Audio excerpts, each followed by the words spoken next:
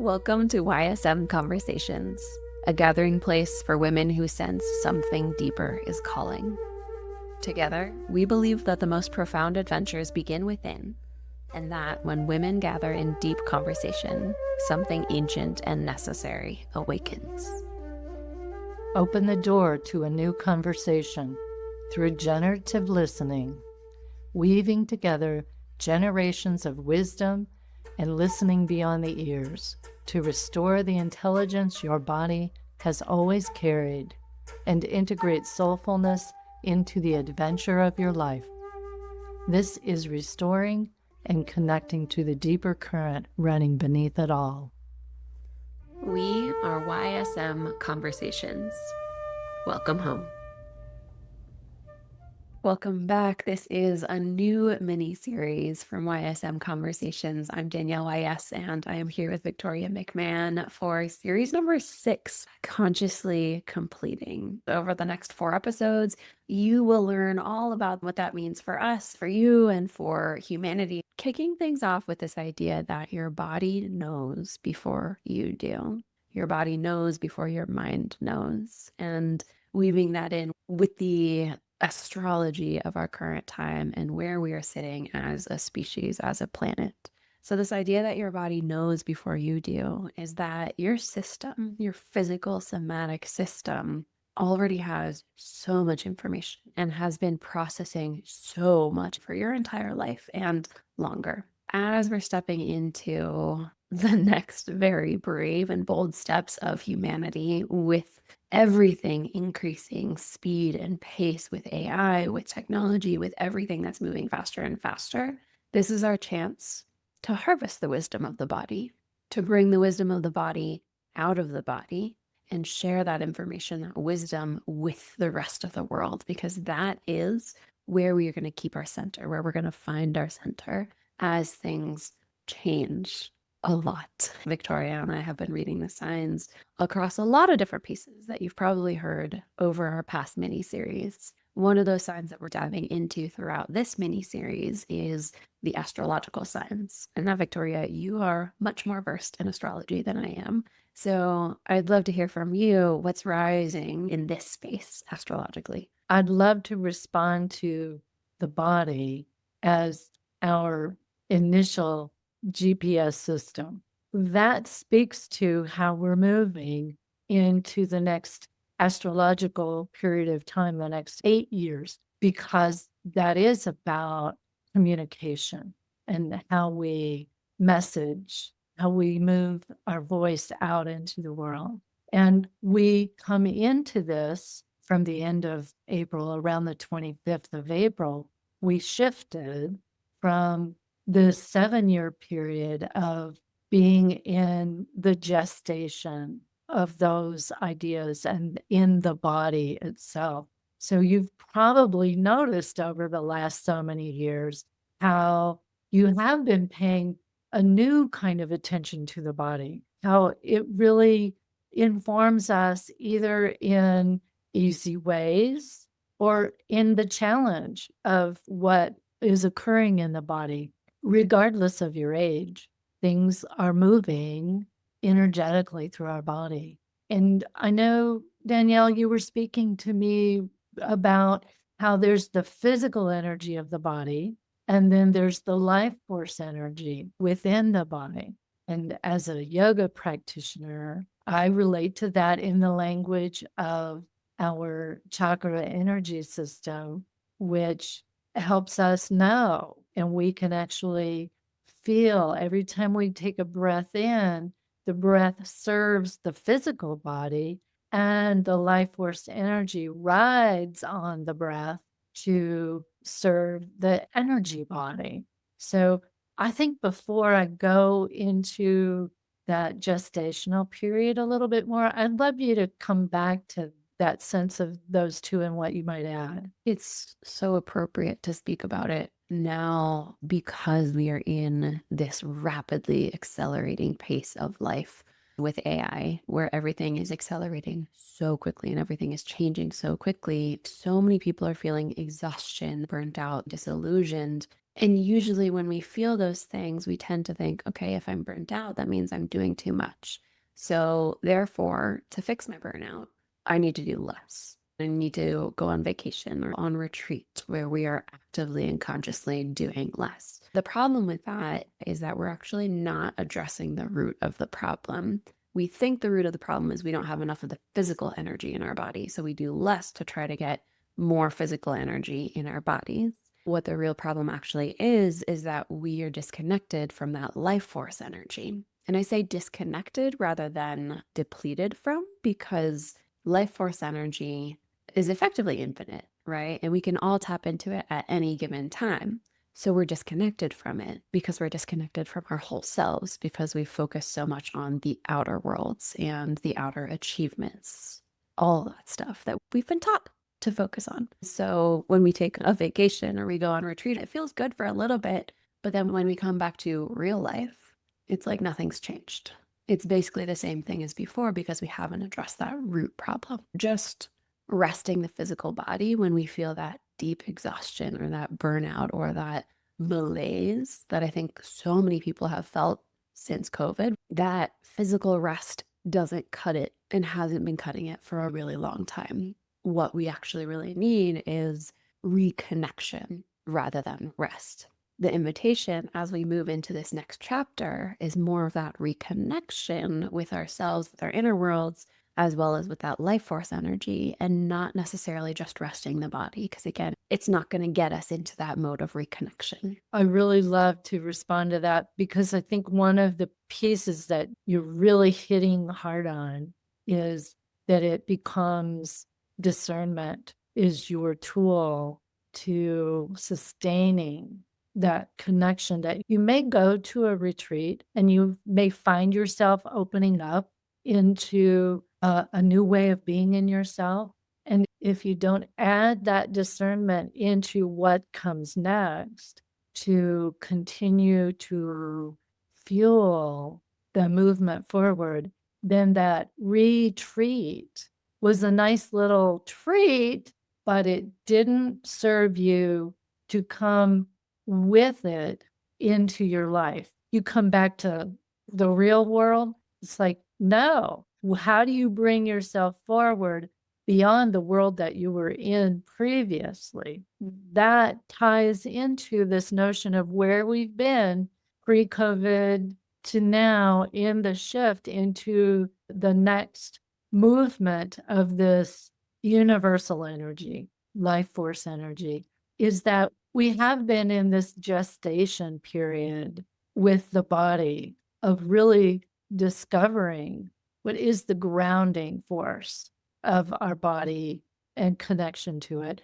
What is that movement through change, little eruptions that happen, right? Because our body is like the earth body, and she has been erupting and has had fissures of energy and has the elements of water and wind. The winds here have been really clearing the air lately. And so if we're in relationship to our body, that also means that we're in relationship to Earth, Mother Gaia body.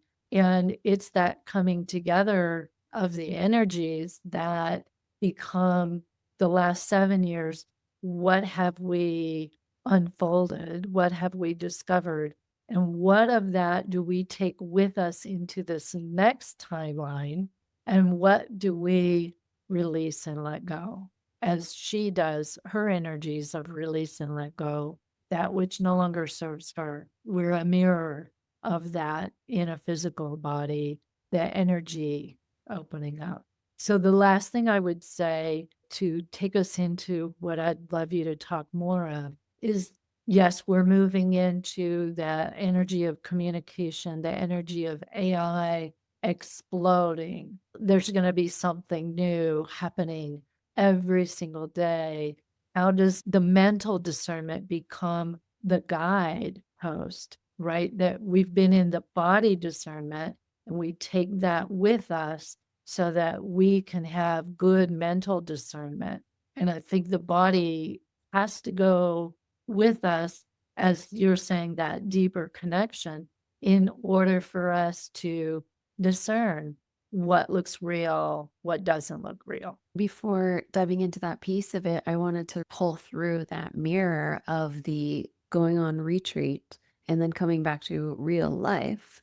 And we have a choice. We can either integrate and pull through that connection that we found on retreat into the rest of our lives and actually have something feel like it's shifted. Or when we come back to real life, we can just go back to the same patterns and the same way of being where we're exhausted, we're overworked, we're all of these things, and we're disconnected. With that metaphor, pulling that through astrologically on the much grander scale, it's like we've been on retreat for the past 7 years of reflection and exploration. And now we have that same choice. Are we going to pull through what we found and connected with over the past 7 years? Or are we going to go back into our old way of being? And now, to some degree, the universe isn't going to let us go back. And I think that feeds into our consciously completing, because if we are able to see that there is a new way that we want to pull through and that we can pull through, we can consciously complete with the old way and be at peace when the universe does not let us go back to the old way. And I know we're going to get into that much deeper in further conversation, so we'll just leave that there. And I look forward to that next conversation, because what you're pointing to is the roots and the lineage and the foundations that we've really been looking at and connecting to within ourselves, within the family and relationships. And there's been a lot of personal and collective gestation going on. We see what's on behalf of life and this notion of enough for ourselves, for others, and that we've really been called to take a look at what is serving us. And now moving into this next 8-year cycle, it's really about the mental mind discerning the difference of what it is you'll stand on behalf of and what it is that needs to be voiced that may have been held underground, if you will,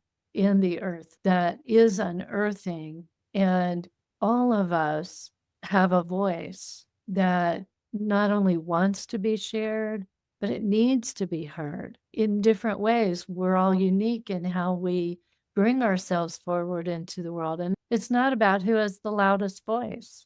Thank you for saying that. Yeah. And my whole heart is just hearing myself say that.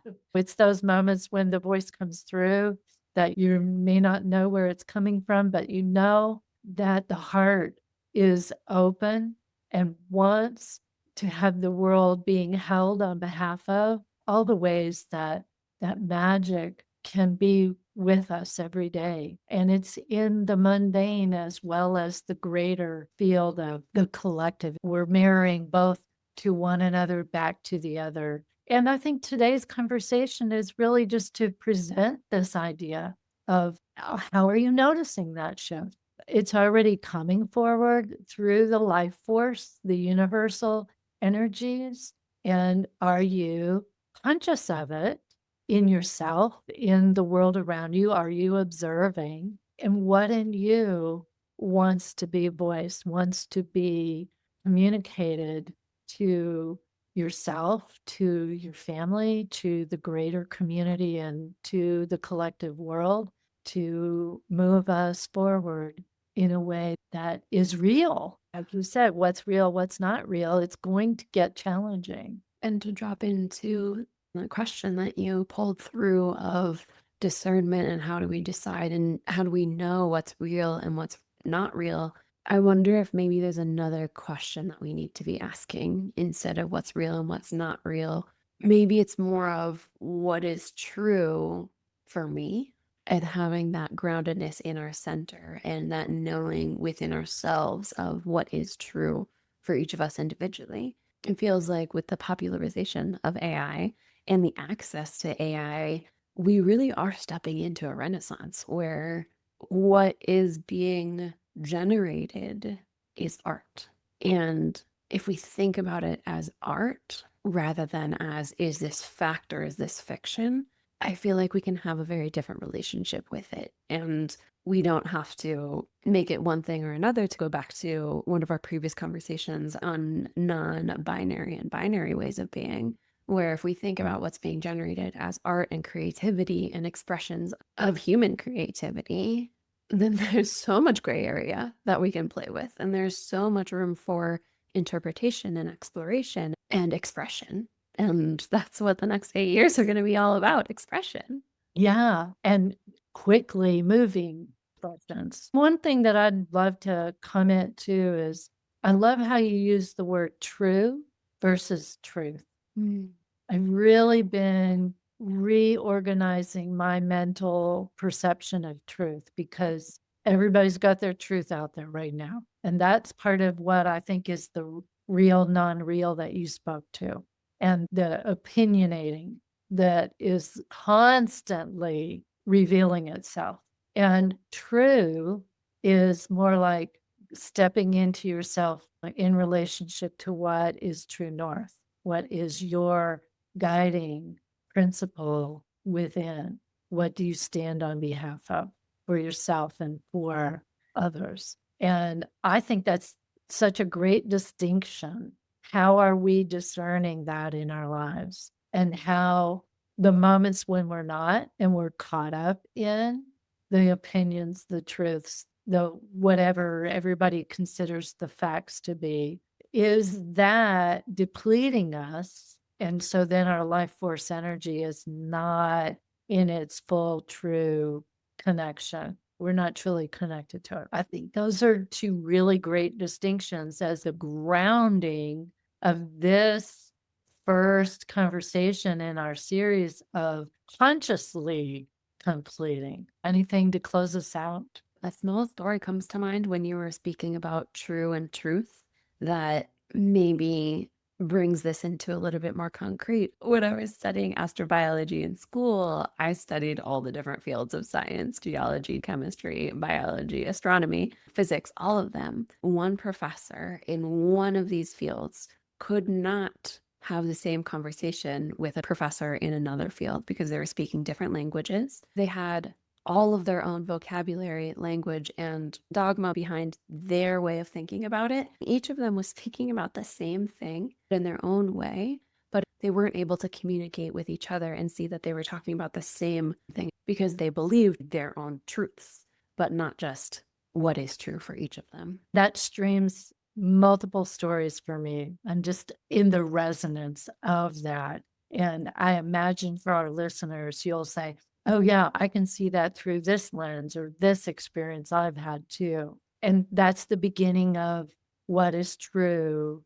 for you and what points you forward out of the listening, and how communication during these next years is going to render us into places we never imagined we would be. And so there's an excitement for me of the next 8 years coming forward. And there's a nervousness about how change is going to be so rapid fire that we have to ground to our own true north through this time so that we can feel the voice inside. I think in our next session, it points to the voice of our lineage and the voice of our own listening and what we bring forward and what we release. And that timing will be around our Mother's Day lineage. So it should be a great conversation to lean into. So for any of you listening, if you've enjoyed the conversation, please add a comment. Tell us how this has informed you, and like, subscribe, share with others that you may find resonant with this. And we look forward to our next session in consciously completing. Till then. Till then. Thank you for diving deep with us into generative listening.